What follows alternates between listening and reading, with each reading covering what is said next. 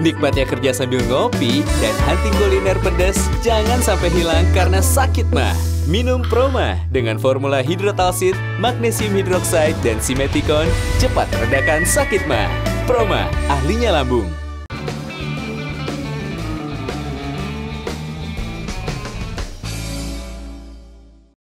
Dipersembahkan oleh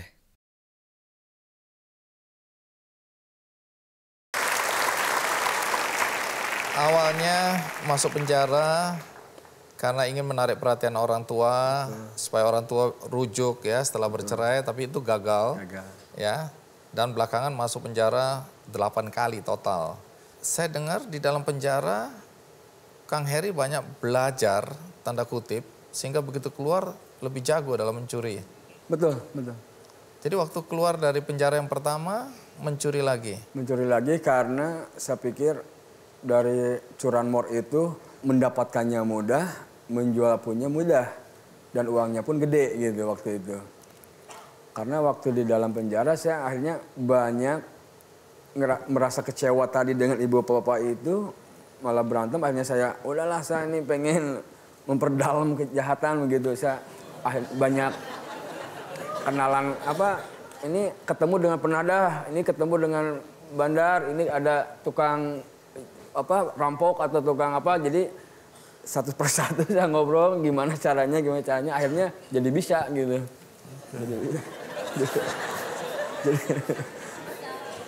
Ini jangan ditiru ya anak-anak di rumah ya. Ini cerita masa lalu, jangan sampai wah kalau gitu ngapain sekolah tinggi-tinggi. Mending masuk penjara banyak pelajaran. Salah itu ya, betul, salah. Itu kan masa lalu ya. Betul. Kapan mulai terjerumus narkoba? Ya, saya juga sekolah SMA tuh memang sudah makan obat, cuman tidak sengaja memperlihatkan begitu, hanya betul-betul buat dinikmati saya gitu, bukan untuk ini gitu. Ini sekolahnya tamat nggak ini? Itu dia, alhamdulillah untung saya dalam hati waktu itu punya prinsip, Iya. senakal-nakalnya saya pikir minimal sekolah SMA harus tamat aja. Gimana caranya sampai bayar SPP 3 tahun tidak bayar gitu kan. Yang penting tamat aja gitu. Jadi sambil teler-teler masih bisa membayangkan masa depan itu ya. Keluar dari penjara kan biasanya ada stigma masyarakat ya, bahwa narapidana atau mantan narapidana ini kan orang-orang yang dikucilkan, dijauhin, mereka nggak mau deket-deket. Kang Heri merasakan itu juga atau tidak? Betul, saya rasakan seperti itu.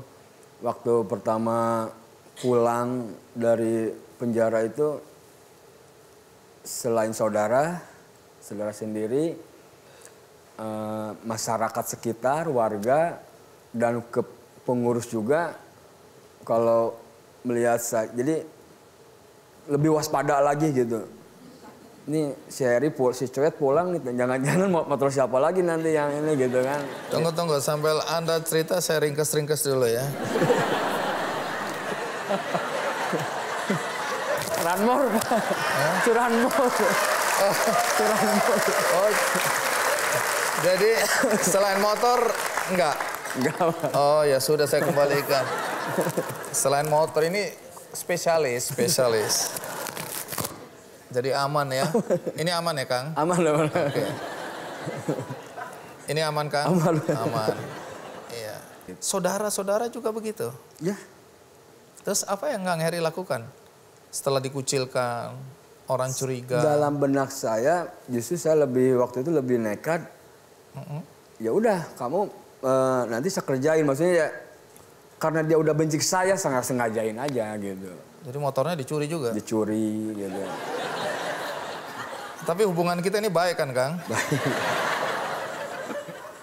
Tolong motorku dikunci dong. Kapan persisnya Kang Heri kemudian berubah? Dan apa yang menyebabkan Kang Heri berubah? Tahun 2000 persis. Apa yang terjadi? Waktu itu terakhir, kan saya ngurus adik-adik saya yang 7 itu. Waktu itu adik saya mondar-mandir ke kunjungan, ngebesuk saya ke rutan. Yang tadinya kelas SD kelas berapa, yang kecil. Saya waktu itu kondisi dengan sadar melihat ternyata adik-adik saya ini udah pada gede. Bahkan ada yang nengok saya yang ada yang bawa pacar gitu kan ya, Bang. Jadi iya ya udah gede, kenapa harus saya pikirkan lagi gitu. Kenapa harus udahlah, saya kira untuk pulang sekarang saya harus mikirin saya sendiri gitu.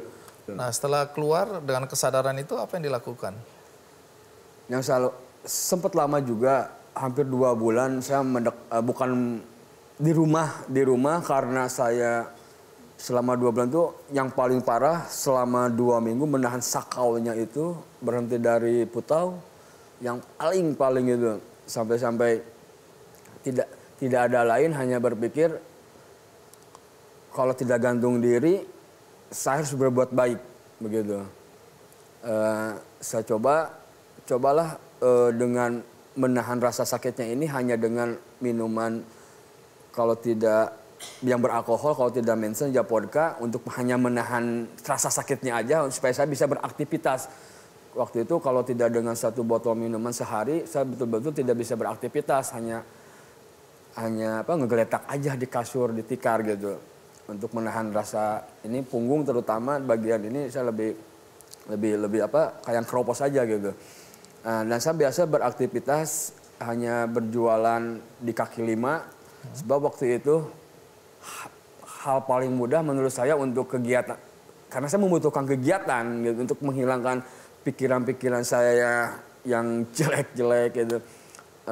Saya hanya berpikir udahlah jualan saja gitu. Jual apa itu?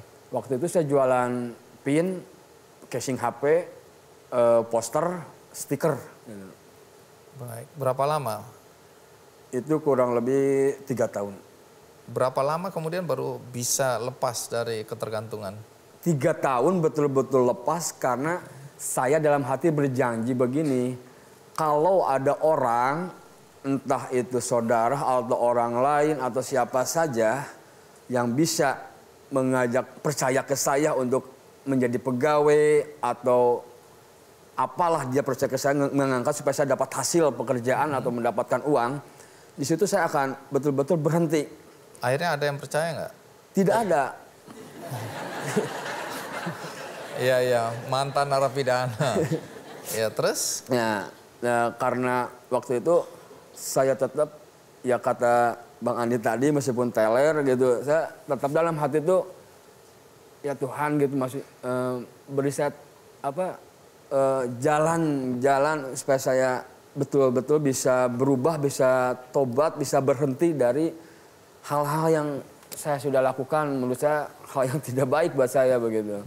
Dan waktu itu alhamdulillah tahun 2004 ada salah satu tim sukses yang datang ke tempat jualan saya, dan waktu itu memang bapak saya yang ngejaganya. Ada yang pesen pin bros itu ya, untuk kampanye. Untuk kampanye, betul. Pesan banyak atau? Ya, 1 juta piece waktu itu pesennya. Wow. 1 juta piece ya. Doanya didengar Tuhan ini ya. Udah. 1 juta piece, setemuin orangnya, ternyata betul gitu. Kang, saya mau ada pesen pin ini 1 juta piece. Bener Pak, nggak salah? Enggak. Langsung dia bawa DP 200 juta gitu. Saya setelah nerima uang 200 juta malah, ini jangan-jangan orang mau jebak saya nih gitu kan. Pemikiran lain gitu. Nah, sekarang gantian Kang Heri yang curiga sama orang ya. Nah, itu awal mula bangkit itu ya? Betul, awal mula bangkit. Saya ingat dengan nadar janji saya tadi. Iya. Siapa-siapa aja orangnya yang bisa mengangkat saya untuk bisa berbuat baik atau mengangkat supaya saya bisa bekerja, saya akan berhenti segalanya. Gitu. Dan itu Anda tepati? Saya tepati. Saya terima dengan 200 juta. Saya temui seseorang produsen pin dari Bandung, Kang Nana waktu itu, sama ternyata Kang Nana juga lagi bikin 1 juta piece, dan waktu itu saya hampir kecewa lagi karena Kang Nana waktu itu tidak mau menerima saya, karena kalau terima Heri 1 juta, nah saya bahan yang lain untuk 1 juta ini mana? Tahun 2004 itu memang orang yang produksi pin itu jarang. Nah akhirnya si Kang Nana ini, silakan Heri kalau mau, uang 100 juta kasih ke saya, uang 100 juta ke Heri pegang, sok cari bahan baku, saya butuh bahan mentahnya begitu. Oh udah, saya mau kayak gimana bahannya, kayak gini, ya udah. Akhirnya 100 juta saya bawa balik, saya cari tukang-tukang. Kan bahannya waktu itu bahan yang dipakai supaya dapat untung gede, yang dipakainya bahan yang gembel, yang paling murah gitu. Kaleng bekas. Kaleng bekas, ya kaleng bekas.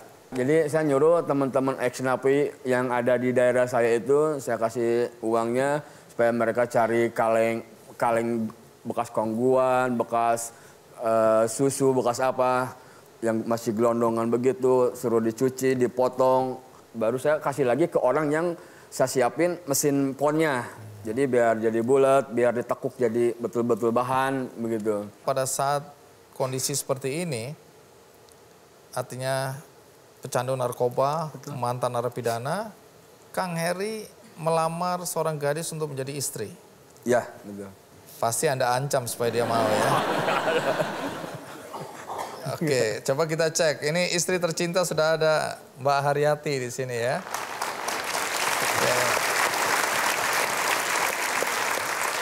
Waktu Kang Heri melamar, itu Mbak Haryati udah tahu bahwa Kang Heri ini mantan narapidana, pecandu narkoba gitu, udah tahu? Enggak. Oh, jadi dibohongin ini ya? Kan kalau lihat Kang Heri tatoan ya? Ya, Dari dulu tatoan? Tato. Waktu ngelamar istri, waktu pacaran dulu tatoan udah? Udah tatoan. Nggak tahu bahwa Kang Heri mantan narapidana? Nggak tahu, saya mah kan nggak pacaran dulu, nggak apa gitu.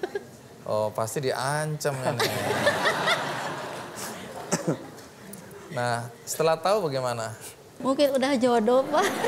Bagaimana orang tua? Orang tua tahu nggak akhirnya menantunya seperti itu? Tahu sih, Pak. Terus ngamuk nggak orang tua? Enggak apa-apa. Yang penting kan sekarang. Yang dulu mah biarlah berlalu, dah orang mah punya masa lalu.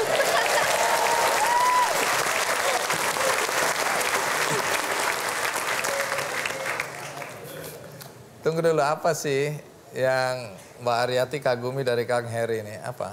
Orangnya baik, Pak. Sayang sama keluarga, sama anak, apalagi sama orang lain juga. Dia mah pengorbanan lah, apa-apa juga. Bahagia nggak sih jadi istrinya? Ya bahagia dong, Pak. Nah, sudah punya anak? Sudah, Pak. Berapa anaknya? 3 anak. Mau nambah lagi?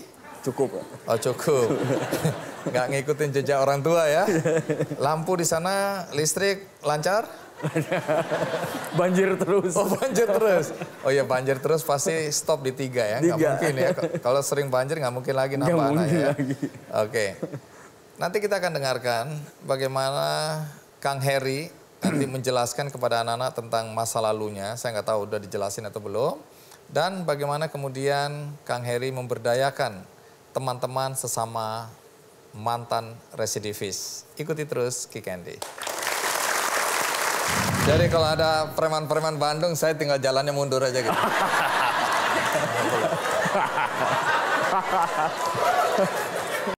Dipersembahkan oleh